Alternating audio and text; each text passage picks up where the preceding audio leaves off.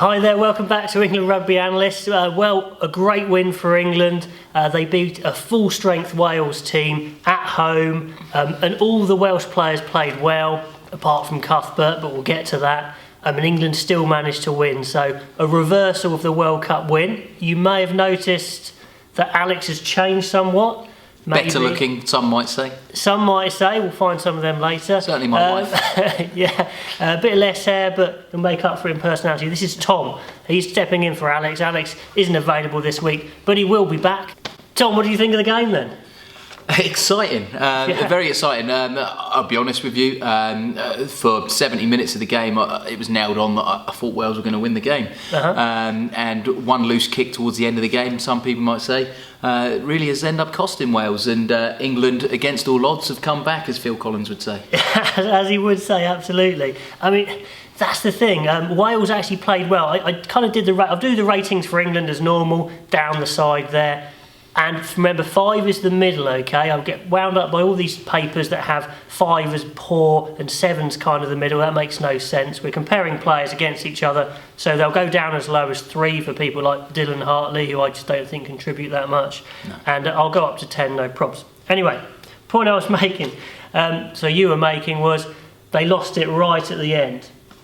Absolutely. And it's more of a psychological blow for Wales, I think that is, that technically they actually played really well. I'd be pretty happy with the Welsh game plan, the way they executed it. But Tom, I believe you actually have a few questions about the game. Yeah, obviously the winning streak now is up to number 16. Are England now, can they be considered number 1 in the world? Can they actually be there? What you mean if they get the record or if now? If they get the record, if they get it in 2 games' time, 3 games' time, yeah. Can we say they are, perhaps the best team of all time? If they beat the All Blacks record, I would say no. I don't think you can call a best team on a record of wins, especially when, in that record...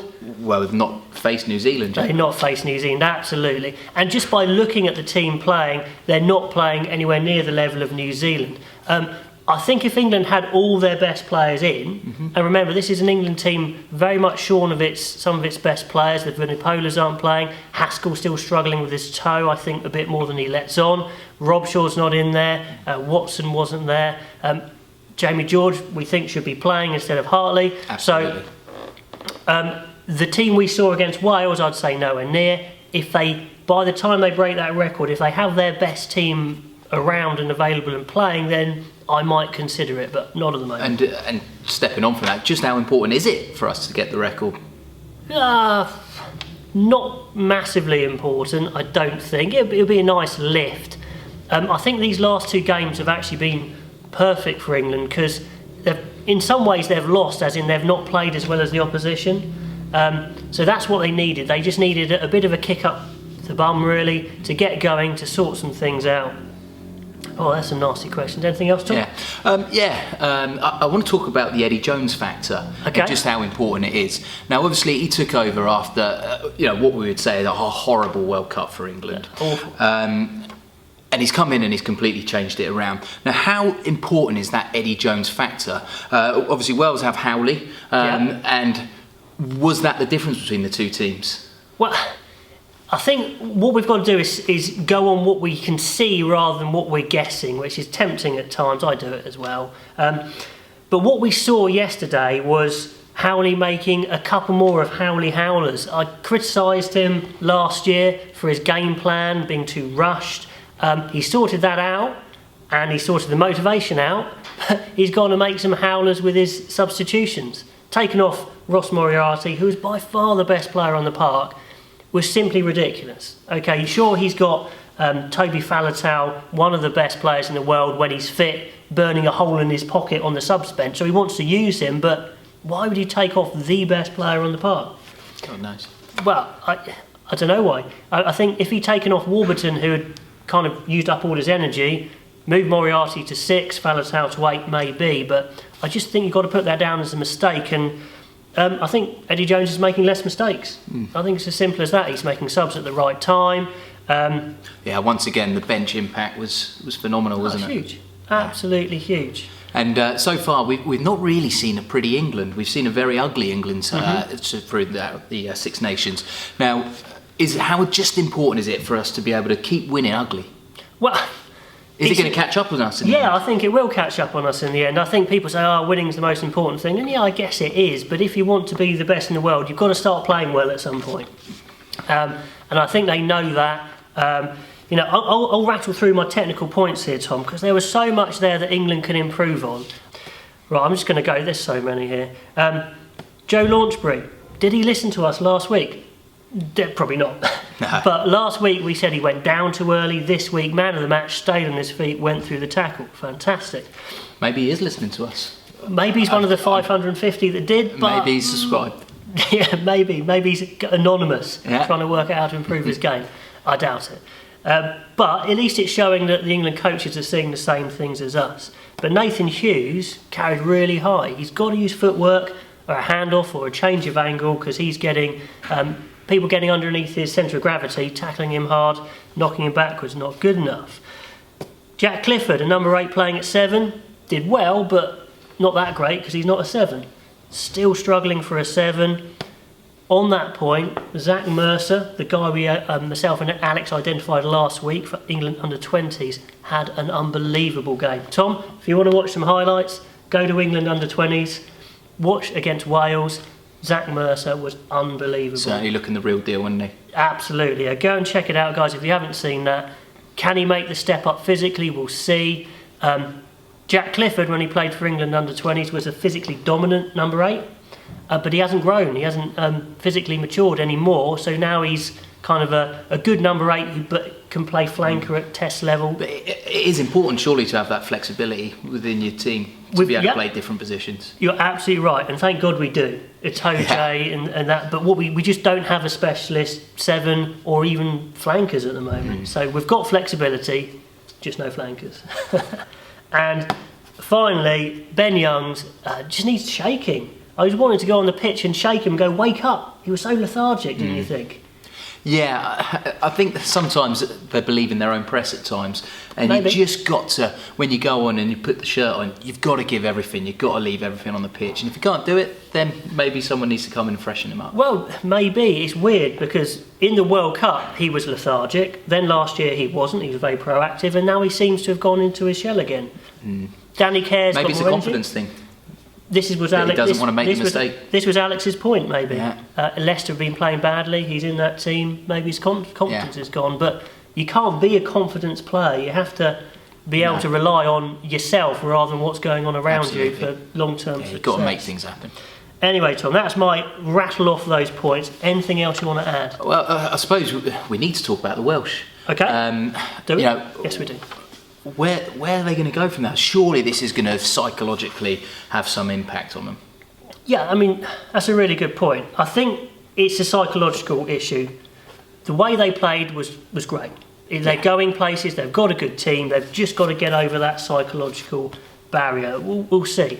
I mean, overall, I think you can't fault the intensity and the effort they've put in. There's so much of that going on around the pitch. Yeah. The problem is that I think is tactically and maybe fitness based, that last 10 minutes, it just seemed short. Well, I don't think it's fitness.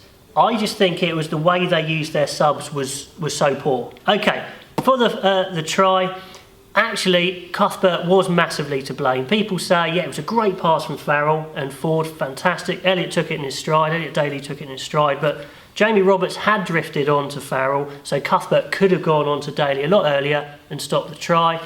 I'm sure all the Welsh fans out there groaned when they saw Cuthbert in the lineup. Not his fault. Howley's howler again. We'll have to have a section called Howley's howlers. Pick in Cuthbert when he's lost numerous games to Wales. There are better wingers, back 3 in Wales. And also maybe the quality of the subs, but I don't know about that. Well, last week, obviously, the Welsh bench brought something to the game. This week, they haven't done it. 2 weeks running for England. The bench arguably have changed the game. Yeah, absolutely. And you see the French use their bench badly, and so did Wales. So I think it is the Eddie Jones factor there, because he's calling what he sees rather than just doing it for the sake of doing it. You've got to learn how to use that Judi Dench. Absolutely, whatever that is. What do you think about the leadership leadership now under Alan Wynne-Jones. I thought Alan Wynne-Jones did great. Yeah. He's an emotional guy. People say he's too emotional, but I don't think so. Not for Wales. They're a team that thrives on emotion. Yeah, I'm with you. I think he's brought some real leadership to that side at the moment, really driving them on. Real big driving force within the Wales team. He played well, and you've still got Warburton there, so it's just extra leadership. I think it's a good call. So that's one thing Howley has done really well, actually. Yeah, that's a non-Howley howler. A non-Howley howler. We'll have to think of a name for that. So for next week, I'm just thinking, what's going to happen? He said he wants to change it up, so we will see changes. Potentially there'll be 3 of us here. Well, maybe. Comment below if you like what Tom's doing. If you want him to stick around, we'll have to get a wider camera angle and get all 3 of us in. That'd be great. We'll see. But if you say he's rubbish, then we won't bother. I'm sure I can stay. Jamie George is probably going to come in for Hartley. He's due a start anyway. Farrell's been consistently excellent, so we might see him stay and move to 10. Ben Teo's been unbelievable when he's coming on. I mean, did you see that break he made? Oh, phenomenal. Unbelievable. Clean break, nearly a try. He's done that every time he's come on. Well, as a big guy, I've got to say, he's surprisingly fast, isn't he? Faster than I thought, actually. He can bosh up, but actually he's got good footwork as well. I think he really has, got a lot to offer. Oh, yeah. At outside centre, Jonathan Joseph, been fantastic defensively, and his passing's improved, but I think he's just forgotten his unique selling point, which is his footwork and his outside break. He's just not doing what he's really good at enough. So maybe he has a rest, I don't know. Elliot Daly maybe goes to 13. We might see Watson's back next game. Could be. Back at 15, that would be cool. People say Haskell needs to start, but I generally think he's struggling with that toe injury, more than people say. Did you see him hobbling at the end of the game? Oh, absolutely. He's got the old Haskell rascal. Yeah, whatever that is, he's got that. And the thing with Haskell, though, toe injury. Yeah, it's a horrible big toe injury. Yeah. The thing with Haskell, he's a tough man, and it's the Lions' year. He's just going to push through it. I think that toe's a lot worse than they let on, so we might not see him start against Italy. I think we'll see Caring. I think sometimes you just got to make that decision, and you, as a manager, the players want to play, and that's the key. They want to step out on that pitch, but ultimately, as the gaffer, at times you've got to say he's not going to be able to hide it because he's getting treatment all the time from the England crew. So they may say rest for 3 weeks. Yeah. I don't know. We'll see Mako Vunipola back maybe, which will be awesome. Billy's due back as well by the end of the championship. Great. So this championship is opening up for England. Oh yeah. Do you think they'll make it? Do you know what?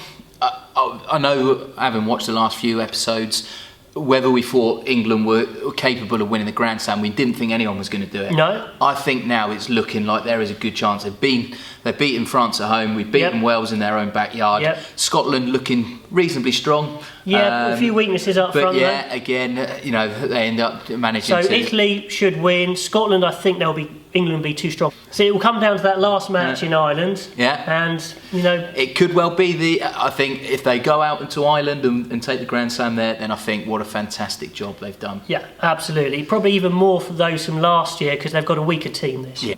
If you want to see Tommy hanging around next week, comment below. Maybe I'll put one of those little vote things up. I'll put it up actually. Keep Tom or Tom to go. We'll have a little vote, a viewer poll. So click on that now if you want him to stay in. And I've enjoyed it, Tom. I've absolutely loved it. And to be honest with you, if it's a one-off, I don't mind. But if I'm back, then I'll be back with some more smiles. Excellent. Vote yes if you like him then. Okay, cool. Vote Remain. You didn't. Until next time, we'll see you later. Bye-bye.